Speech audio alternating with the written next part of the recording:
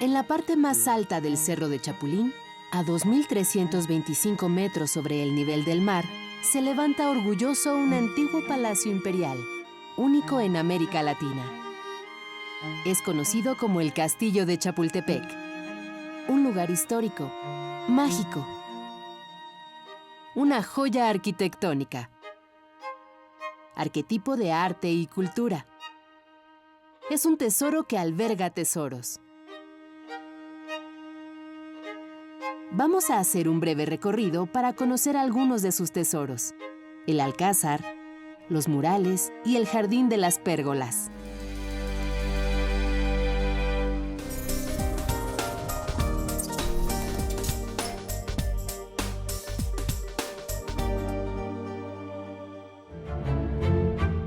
Para llegar a la cima, hay que hacer una caminata de poco más de 800 metros. Al final del camino, el esfuerzo valió la pena. Ahí se levanta imponente el Castillo de Chapultepec, que resguarda el Museo Nacional de Historia, el más visitado de la Ciudad de México. El año pasado, en 2018, el museo fue el museo más visitado del país, seguramente porque somos el museo más visitado de la Ciudad de México. Tuvimos 2.600.000 visitantes aproximadamente, mucho más que el Museo de Antropología. Más allá de tener mucho público, pues la idea es que la gente pueda tener una visita cómoda, una visita tranquila, que no nada más vea la sala, sino que a lo mejor se encuentre un concierto o de repente venga alguna conferencia o pueden venir la noche a noche de museos. Pero el castillo no fue siempre un museo. Su historia inicia en el siglo XVIII. El castillo de Chapultepec nace de un accidente. Estalla la casa del virrey en la parte baja del cerro, hacia 1780. Estalla porque había una fábrica de pólvora a un lado. Y entonces el virrey Matías de Galvez decide reconstruirla. El encargado de hacerlo fue el ingeniero catalán Agustín Mascaró. El capitán Mascaró había tenido una serie de obras en España. Él incluso hizo allá otro castillo, el de San Fernando, en Figueras, en la actual Cataluña. Y él, pues muy experimentado, llega a México y entonces rehabilita en el antiguo Cerro de Chapultepec, donde había algunas construcciones, pues una edificación con mayor calidad. Tuvo diversos usos: casa de descanso de virreyes, bodega de maíz, colegio militar, observatorio astronómico y hasta hogar del emperador Maximiliano de Habsburgo y la emperatriz Carlota. Con Maximiliano se hacen una serie de adecuaciones en el castillo de Chapultepec para darle una posibilidad de habitarlo. Va a ser la primera vez que la sede de gobierno sale del centro y se traslada prácticamente fuera de la ciudad.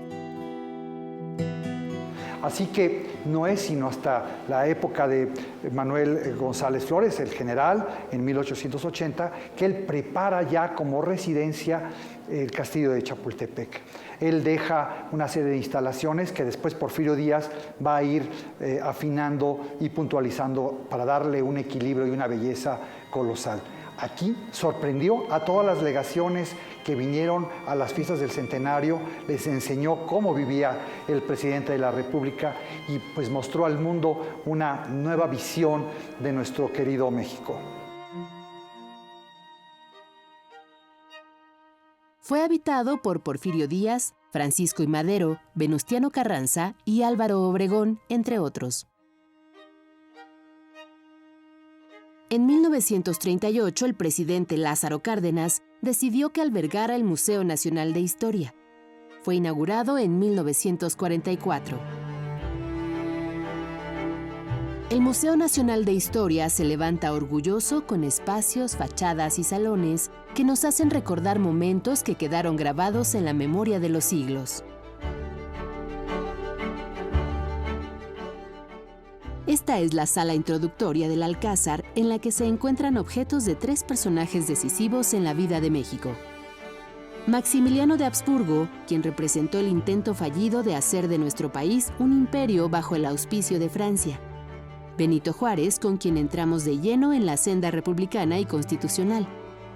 y el controvertido dictador Porfirio Díaz, quien impulsó la modernización económica, puso a México en el escenario internacional, pero gobernó con mano dura y ensanchó la brecha entre la riqueza y la pobreza. En el área del Alcázar, que está al oriente del museo, es el Museo de Sitio. Ahí lo que hay son escenificaciones de los espacios como debieron haberlo vivido Maximiliano o los presidentes. Y se exhiben cosas que eran pertenecientes a ellos, muebles, instrumentos de música, algunos cuadros, tapices, libros. Eso es lo que se ve en esa área, el área oriente. Son salones amueblados suntuosamente, que se abren a una terraza exterior para ofrecer una vista panorámica de la ciudad. El castillo de Chapultepec es el único castillo de América porque en él vivió un emperador, Maximiliano de México, quien gobernó nuestro país entre 1864 y 1867. Por esa razón es verdaderamente un castillo. Esa es una postura que se tiene para definir que un castillo es castillo. Aquí se pueden ver los carruajes de Benito Juárez y de Maximiliano, que permanecen intactos a pesar de los años.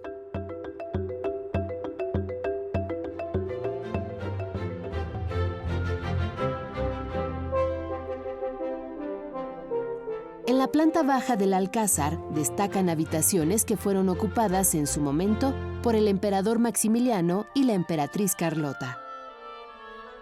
Aquí podemos encontrar algunas de las cosas que se quedan de lo que era Miravalle, el palacio de Maximiliano aquí en Chapultepec. Podemos ver, entre otras cosas, los muebles tapizados con las fábulas de La Fontaine, que son regalos de Napoleón III a Maximiliano. Recordemos que Napoleón apoyaba a Maximiliano durante la intervención.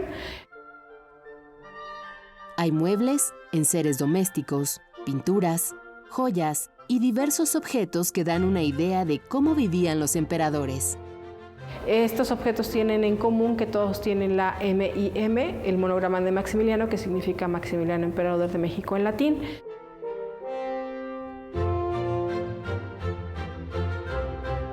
Más adelante se encuentra el comedor, el salón de los gobelinos, la sala de juegos y la escalera interior.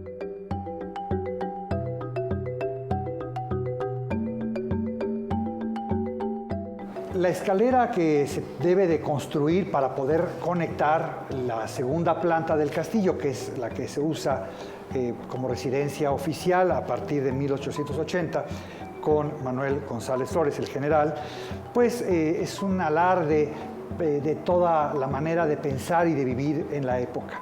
En poco espacio se logra un semihelicoide, donde una escalera en madera que va a dar una elegancia y un confort notable, un barandal con una serie de balaustras hechas en bronce, un pasamanos finamente forjado en madera y la decoración de todas las paredes imitando el boiserie, que es esta manera de decorar los interiores en Francia y en Austria, pero aquí están hechos con pintura. En la parte alta del Alcázar se encuentran espectaculares vitrales de la época que se hicieron en París. Estos vitrales que tenemos aquí se llaman vitrales emplomados y se colocan durante la época de Porfirio Díaz, con la intención de hacer un poco más cómodo este espacio que pues era en un espacio de habitación, también para proteger de las miradas y del viento y de la lluvia esta zona del castillo. Se mandan a hacer en París y se traen aquí más o menos en 1900 y tienen 5 diosas de la mitología grecorromana. Comenzamos con la diosa de los frutos, Pomone, la diosa de las flores, Flore, la diosa del vino, Hebe, la diosa de la fertilidad, Diana Cazadora, y la diosa de la agricultura, que es Ceres. Las 5 están, digamos, acomodadas, y estos vitrales son originales de esa época. Desde 1900 no se han movido, aunque eventualmente pues se han restaurado. Esta es la habitación que ocuparon Porfirio Díaz y su esposa, Carmen Romero Rubio. Detrás de mí encontramos uno de los espacios habitacionales más interesantes, la recámara de Carmen Romero, esposa del presidente. Esta habitación de Carmen Romero es muy sencilla, es muy sobria, una cama matrimonial, vemos los muebles con incrustaciones, vemos las lámparas ya eléctricas, porque el castillo va a tener esas instalaciones, unos burós o mesas de cama muy sobrios. Yo creo que muchos de nosotros tenemos un espacio pues más confortable que el que tenía doña Carmen Romero. Esta escalera, cuyo diseño se denomina imperial, se construye a principios del siglo XX para darle una conexión a la parte del alcázar con el resto del edificio. Es muy soberbia esta escalera, encontramos un barandal de bronce dorado, todos los escalones en mármol de Carrara blanco, y vemos que al bajar se va abriendo una especie de abanico para darle una situación de fastuosidad al hecho de subir y bajar por estas escaleras. Una imagen del poder bastante notable. Y este es el Jardín de las Pérgolas.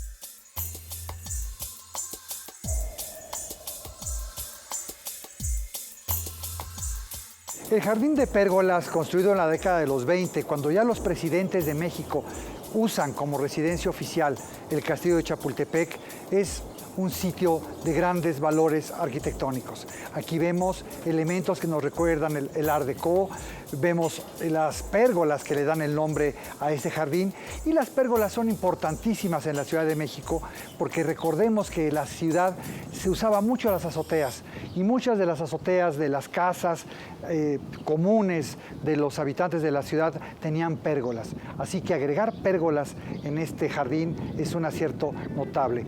Las pérgolas que referíamos, estas pérgolas son muy interesantes, están hechas en concreto armado, y si notamos la morfología nos liga más hacia el Art Deco, incluso algún rasgo del Art Nouveau. Incluso se sienten aligeradas, y esto se debe a que es una estructura de concreto armado. Y vemos una última intervención interesantísima en el Castillo de Chapultepec que nos asoma con la modernidad. Las pérgolas en la Ciudad de México siempre fueron un lugar favorito. El estar aquí a la lectura, con el sol indirecto, el juego de las sombras y la luz que permite precisamente las pérgolas en la parte superior, da una sensación de confort. Y desde luego las vistas de esta plaza son notables.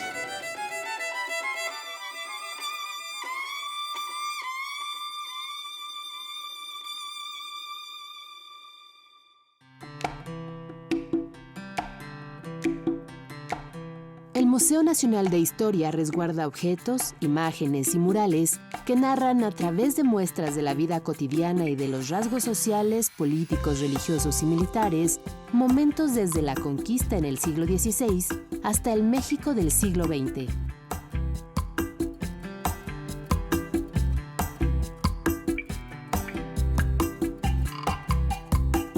En sus muros está tatuado el acontecer nacional. Son obras pictóricas únicas que fungen como una ventana en la que podemos apreciar fragmentos del pasado y símbolos de la historia. David Alfaro Siqueiros, José Clemente Orozco, Juan O'Gorman, Jorge González Camarena y Gabriel Flores son los artífices de estos murales. Aquí podemos descubrir pasajes de la conquista a la independencia, de la reforma a la caída del imperio, de la intervención de Estados Unidos a la Revolución Mexicana.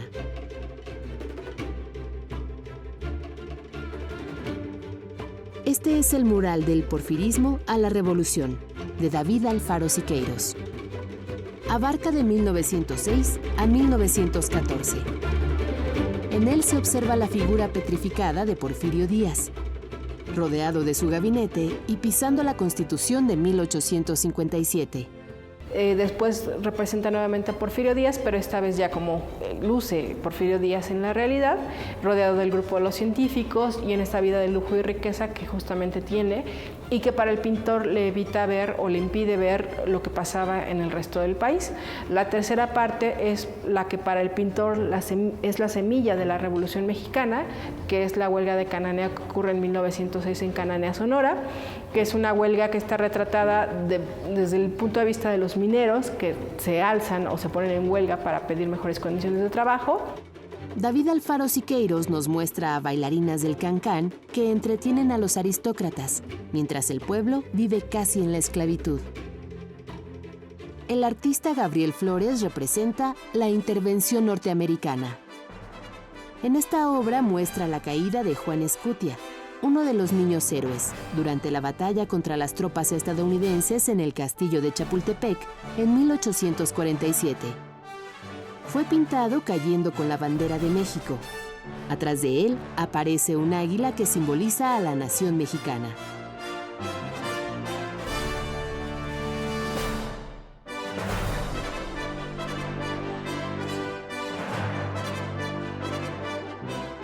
En otro muro se encuentra El retablo de la Independencia, de Juan O'Gorman. Narra el periodo de 1795 a 1813. Presenta a la sociedad en la Nueva España, la figura principal de la independencia, Miguel Hidalgo, y el Congreso de Chilpancingo, con José María Morelos al frente. Este mural retrata en 4 momentos el inicio de la independencia de México. O'Gorman se basa en pinturas, en los diferentes objetos que tenemos de hecho exhibidos en esa sala para poder crear este mural, que es de 1960 a 1961 y comienza pues con las condiciones de vida en la época de la Nueva España, obviamente tanto los ricos como los pobres, después la ilustración como este fundamento ideológico de los criollos que participan en la lucha, después ya la guerra de independencia, digamos que hay parte del mural en 2, está Hidalgo al centro como el antes y el después, y finalmente el Congreso de Chilpancingo de 1813, en el que José María Morelos y Pavón lee su documento Los sentimientos de la nación y termina con Vicente Guerrero el mural. Este es uno de los murales más difundidos y reproducidos. Juárez, símbolo del nacimiento de la República contra la intervención francesa. Antonio González Orozco pone frente a frente a 2 ejércitos. Uno, bien armado, entrenado, hábil y poderoso. Del otro lado, el ejército mexicano, que aparentemente era más débil, pero reforzado por civiles, impide la intervención extranjera. En lo alto se yergue imponente Benito Juárez, enarbolando la bandera nacional.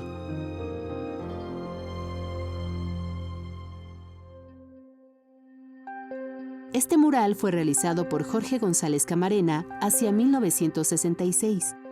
Recrea el final de la Revolución Mexicana y su punto máximo, que es la formulación de la Constitución de 1917. Las hojas que va firmando Carranza se elevan hacia el cielo, se van transformando en tierras fértiles, que más tarde simbolizarán el reparto agrario. Y las hojas negras se van convirtiendo en las ruinas del pasado porfiriano. Al lado derecho de Carranza están los ejércitos revolucionarios. A la izquierda el águila nacional, cuyas plumas se van convirtiendo en los rostros de los constituyentes.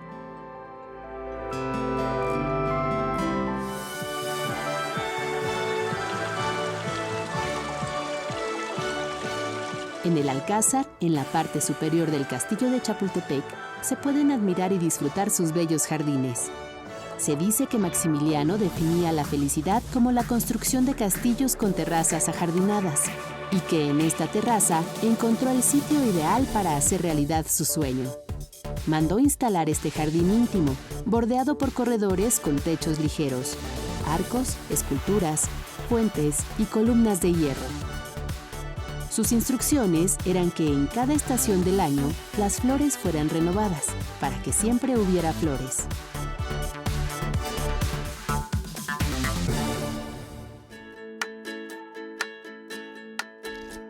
Este es otro de los tesoros del Museo Nacional de Historia. es el Cuello Chimali, una insignia circular que tiene más de 500 años de antigüedad. Fue elaborada en talleres especializados de Tenochtitlan, donde se confeccionaban ornamentos y distintivos para sacerdotes y guerreros. Es muy probable que esta pieza formara parte de las reliquias del tesoro de Moctezuma Xocoyotzin. Esta pieza, que hoy conocemos como el Chimali de Chapultepec, es una pieza emblemática de las culturas prehispánicas de nuestro país. Definitivamente nuestra hipótesis es que no fue manufacturado para ser usado en el campo de batalla. Es una insignia que muy probablemente perteneció a un gobernante o a un jefe guerrero y quizá, ¿por qué no?, estuvo en las arcas de las colecciones del emperador Moctezuma. El Chimali salió de México durante la conquista. Hernán Cortés lo envió al emperador Carlos V. Su importancia y singularidad radica en varios aspectos. El primero es que es la única pieza que hasta el momento conocemos que cruzó 2 veces el Atlántico en términos de colecciones plumarias. Sale con motivo de la conquista, muy probablemente hacia 1519.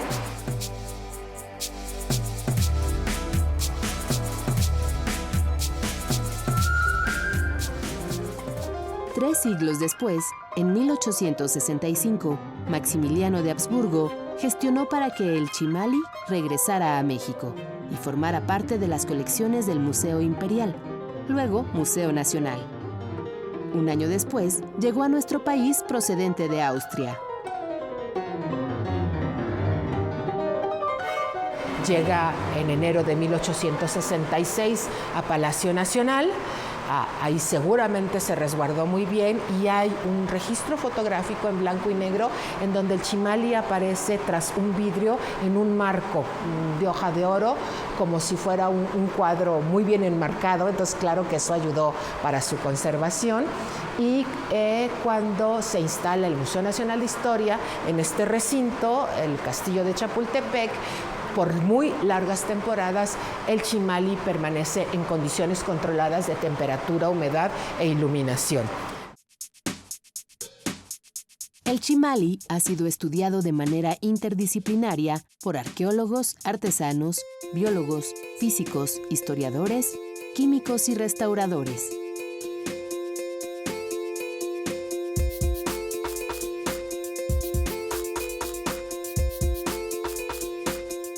Poco a poco se han desentrañado sus secretos. Se descubrieron los materiales y especies animales involucradas en su manufactura. Las técnicas de realización, que está profusamente decorado con plumas, láminas de oro, perlas, cuentas de piedras semipreciosas, cascabeles y conchas. El Chimali se confeccionó con 26.400 plumas, procedentes cuando menos de 7 especies de aves, y las lunas eran de oro. La piel del felino sabemos que venía del sur, de más de 1.000 kilómetros de distancia, en este imperio que termina de construir Moctezuma y que consolida. Durante muchos años se le llamó el escudo con piel de jaguar.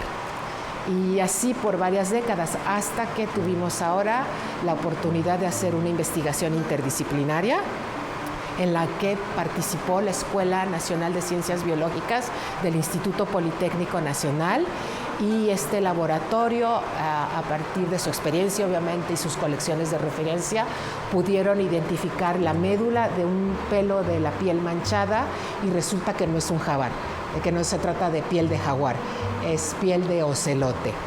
De igual manera, el Poli participó también en la identificación del pelambre que soportaba las finas láminas de oro sobre las lunas, y resultó ser pelo de conejo. Nos aportó la información sobre el uso de patos, de cotinga amabilis, de varios loros, de quetzal y posiblemente de platalea ajaja. El chimali es un objeto preciado que, con sus 500 años a cuestas, mantiene viva la historia de los pueblos prehispánicos.